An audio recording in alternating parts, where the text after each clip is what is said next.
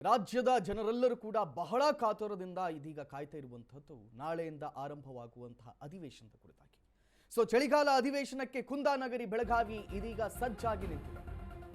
ನಾಳೆಯಿಂದ 10 ದಿನಗಳ ಕಾಲ ಅಧಿವೇಶನ ನಡೆಯಲಿದೆ. ಚಳಿಗಾಲದಲ್ಲೂ ಕೂಡ ಬಿಸಿಯೇರಿಸಲಿದೆ ಈ ಅಧಿವೇಶನ. ಏನೇನ್ ಚರ್ಚೆ ಆಗುತ್ತೆ, ಏನೇನ್ ಚರ್ಚೆ ಮಾಡ್ತಾರೆ, ಇದೆಲ್ಲದನ್ನ ಕಾದು ನೋಡಬೇಕಾಗಿದೆ. ಆಡಳಿತ ಮತ್ತು ವಿಪಕ್ಷಗಳ ನಡುವೆ ಮಾತಿನ ಕದನ ಅಂತೂ ಫಿಕ್ಸ್ ಆಗಿಬಿಟ್ಟಿದೆ. ಸದನದ ಒಳಗೆ ರಾಜಕೀಯ ಕದನಗಳು ಫಿಕ್ಸ್, ಸದನದ ಹೊರಗೆ ಹೋರಾಟಗಳ ಭರಾಟೆ ಕೂಡ ಫಿಕ್ಸ್ ಆಗಿದೆ.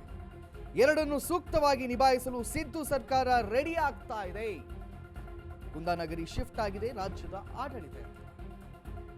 ನಾಳೆಯಿಂದ ಇಡೀ ರಾಜ್ಯ ಕಾಯ್ತಾ ಇರುವಂತಹ ಚಳಿಗಾಲದ ಅಧಿವೇಶನ ಆರಂಭ ಆಗುತ್ತೆ.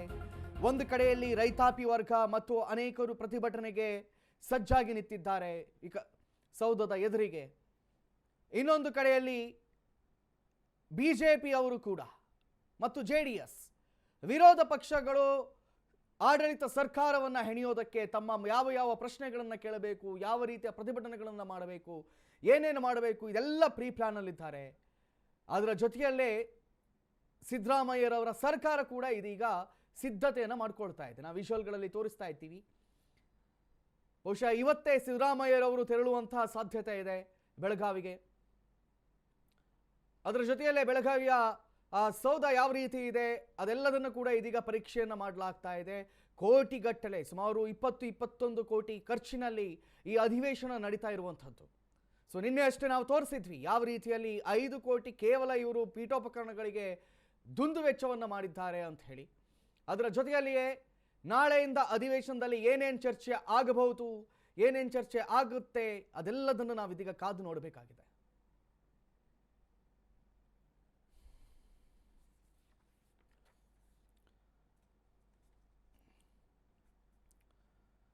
ಒಟ್ಟು 10 ದಿನಗಳ ಕಾಲ ಈ ಅಧಿವೇಶನ ನಡೆಯುತ್ತೆ. ಬಹುಶಃ 10 ದಿನ ಸಾಕಾಗಲ್ಲ ಅಂತ ಎಣಿಸ್ಕೊಳ್ತೀವಿ. ಯಾಕಂತ ಹೇಳಿದ್ರೆ ಈಗಿರುವಂಥ ಸಿಚುವೇಶನ್ ಏನಿದೆ ಇದರಲ್ಲಿ ಸುಮಾರು 20 ಬಿಲ್ಗಳನ್ನೇನೋ ಮಂಡನೆಯನ್ನು ಮಾಡಲಿಕ್ಕಿದ್ದಾರಂತೆ.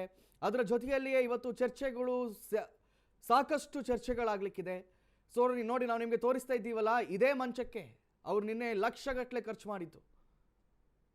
ಇಷ್ಟೆಲ್ಲ ಖರ್ಚು ಮಾಡಿ ಈ ಬಾರಿ ಆದರೂ ಪ್ರತಿ ಬಾರಿ ಕೂಡ ಚಳಿಗಾಲ ಅಧಿವೇಶನ ಅಥವಾ ಬೆಳಗಾವಿ ಅಧಿವೇಶನ ಅಂತ ಹೇಳಿದರೆ ಅದು ಖಾಲಿ ಗಲಾಟೆ ಪ್ರತಿಭಟನೆ ಇದರಲ್ಲೇ ಮುಗ್ದು ಹೋಗ್ತಾ ಇತ್ತು. ಕಡೆ ಪಕ್ಷ ಈ ಬಾರಿ ಆದರೂ ಏನಾದರೂ ಪ್ರಯೋಜನಕ್ಕೆ ಬರುತ್ತಾ, ಅಥವಾ ಈ ಬಾರಿ ಆದರೂ ಸರಿಯಾದ ಜನತೆಯ ಕುರಿತಾಗಿ ಇವರು ಚರ್ಚೆಯನ್ನು ಮಾಡ್ತಾರಾ, ರಾಜ್ಯದಲ್ಲಿರುವಂಥ ಜ್ವಲಂತ ಸಮಸ್ಯೆಗಳನ್ನು ಬಗೆಹರಿಸೋದಕ್ಕೆ ಎರಡು ಪಕ್ಷದ ವಿರೋಧ ಪಕ್ಷ ಮತ್ತು ಆಡಳಿತ ಪಕ್ಷದ ರಾಜಕಾರಣಿಗಳು ಮುಂದಾಗ್ತಾರಾ ಅನ್ನೋದನ್ನು ಕಾದು ನೋಡಬೇಕಾಗಿದೆ. ಈ ಬಾರಿ ಮುಂದಾಗಲೇಬೇಕಾದಂತಹ ಅನಿವಾರ್ಯತೆಯೂ ಕೂಡ ಇದೆ ಅಂತಾನೆ ಹೇಳ್ಬಹುದೇನೋ. ನೋಡಿ, ಒಂದು ಕಡೆಯಲ್ಲಿ ಎಲ್ಲ ರೀತಿಯ ಟೆಂಟ್, ಸ್ಟೇಜ್ ಎಲ್ಲದೂ ಕೂಡ ಸಜ್ಜಾಗಿದೆ. ಬಹುಶಃ ಬೆಳಗಾವಿಯಲ್ಲಿ ಈ ಶಕ್ತಿಸೌಧದ ನಿರ್ಮಾಣವನ್ನು ಮಾಡಿದ ಉದ್ದೇಶ ಏನು ಅಂತ ಹೇಳಿದ್ರೆ ಬೆಳಗಾವಿ ನಮ್ಮನ್ನು ಬಿಟ್ಟು ಹೋಗಬಾರ್ದು. ಒಂದು ಕಡೆಯಲ್ಲಿ ಮಹಾರಾಷ್ಟ್ರ ಬೆಳಗಾವಿಯನ್ನು ತನ್ನ ತೆಕ್ಕೆಗೆ ತೆಗೆದುಕೊಳ್ಳಲಿಕ್ಕೆ ಶತ ಪ್ರಯತ್ನವನ್ನು ಪಡುವ ಸಂದರ್ಭದಲ್ಲಿ ಅದನ್ನು ಕಟ್ಟಿಸಲಾಯಿತು, ಈ ಸೌಧವನ್ನು ಕಟ್ಟಿಸಲಾಯಿತು. ಸೌಧದಲ್ಲಿ ಎಸ್ಪೆಷಲಿ ಯಾವ ಗೌರ್ಮೆಂಟ್ ಬಂದರೂ ಕೂಡ ಒಂದು ಮಾತು ಕೇಳುತ್ತೆ, ಏನಂತ ಹೇಳಿದರೆ ಉತ್ತರ ಕರ್ನಾಟಕದ ಭಾಗವನ್ನು ಇವರೆಲ್ಲರೂ ಕೂಡ ನಿರ್ಲಕ್ಷ್ಯ. ಇನ್ನಷ್ಟು ಅಪ್ಡೇಟ್ಸ್ಗಳು ಬರ್ತಾ ಇದೆ. ಅಧಿವೇಶನದ ಹೊತ್ತಲ್ಲಿ ಬಿಜೆಪಿಯಲ್ಲಿನ ಚರ್ಚೆಗಳು ಹೆಚ್ಚಾಗ್ತದೆ. ಸರ್ಕಾರ ಕಟ್ಟಿ ಹಾಕಲು ತಯಾರಿ ಮಾಡಿಕೊಳ್ಳದ ಬಿಜೆಪಿ, ಸಭೆಗಳಲ್ಲೂ ರಾಜ್ಯ ಬಿಜೆಪಿ ನಾಯಕರಲ್ಲಿ ಒಮ್ಮತ ಇಲ್ಲವಂತೆ. ಇಂಟ್ರೆಸ್ಟಿಂಗ್. ನಾಯಕರ ನಡುವೆ ಎದ್ದು ಕಾಣ್ತಾ ಇದೆ ಸಮನ್ವಯದ ಕೊರತೆ. ಮೊನ್ನೆ ನಡೆದಂತಹ NDA ನಾಯಕರ ಸಭೆಗೆ ವಿಜಯೇಂದ್ರ ಗೈರಾಗಿದ್ದಾರೆ.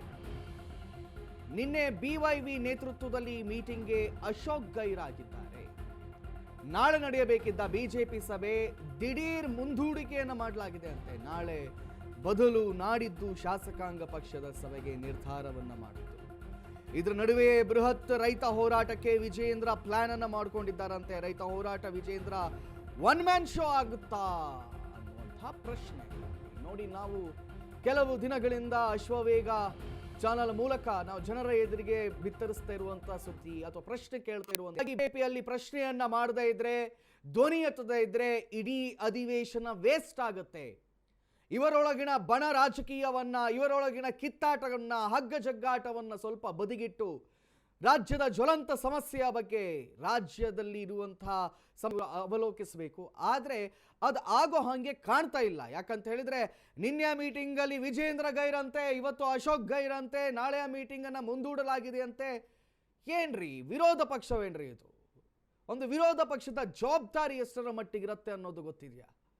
ಯಾವಾಗೆಲ್ಲ ವಿರೋಧ ಪಕ್ಷಗಳು ಫೇಲ್ ಆಗುತ್ತೋ ಹಾಗೆ, ಆದರೆ ಇಲ್ಲಿ ವಿರೋಧ ಪಕ್ಷವೇ ಫೇಲ್ ಆಗುವ ಎಲ್ಲ ಲಕ್ಷಣಗಳು ಕಾಣ್ತಾ ಇದೆ. ವಿಜೇಂದ್ರ ಏನೋ ದೊಡ್ಡ ಮಟ್ಟದ ರೈತರ ಹೋರಾಟಕ್ಕೆ ಮುಂದಾಗಿದ್ದಾರಂತೆ. ಬಹುಶಃ ಇದ್ಯಾವುದೋ ಒನ್ ಮ್ಯಾನ್ ಶೋ ಆಗುತ್ತಾ ಅನ್ನುವಂಥ ಪ್ರಶ್ನೆ ನಮಗೆ ಇದೀಗ ಮೂಡ್ತಾ ಇರುವಂಥದ್ದು.